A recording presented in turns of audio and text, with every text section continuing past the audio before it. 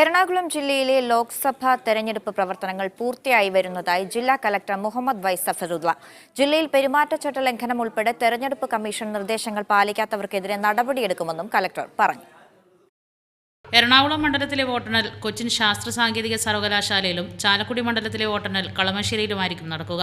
നിലവിൽ തെരഞ്ഞെടുപ്പ് പ്രചാരണത്തിനായി ലൗഡ് സ്പീക്കർ ഉപയോഗിച്ചുള്ള വാഹന പ്രചാരണത്തിന് അനുമതിയുണ്ട്. തെരഞ്ഞെടുപ്പ് യോഗങ്ങൾ കൂടാനുള്ള അനുമതിയുമുണ്ട്. എന്നാൽ പെരുമാറ്റച്ചട്ടലംഘനത്തിന് വിരുദ്ധമായ പ്രവർത്തനങ്ങൾ നടത്തിയവർക്കെതിരെ നടപടിയെടുത്തിട്ടുണ്ടെന്നും കലക്ടർ പറഞ്ഞു. 22 വെളുപ്പിന് നമ്മുടെ പോളിംഗ് സ്റ്റാഫുകളൊക്കെ ഡിസ്ട്രിബ്യൂഷൻ സെന്ററിൽ പോകുമ്പോൾ അവർക്ക് ഈ സെന്ററുകൾ കാണാം. Then from there on we will be transporting them. Various route charts have been prepared. ലൈസൻസോടുകൂടി ആയുധം സൂക്ഷിച്ചിട്ടുള്ളവരിൽ നിന്ന് 94% ആയുധങ്ങൾ സറണ്ടർ ചെയ്യിപ്പിച്ചിട്ടുണ്ട്.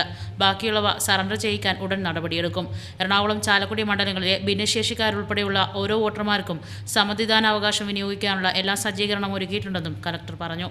മീഡിയ 1 കൊച്ചി.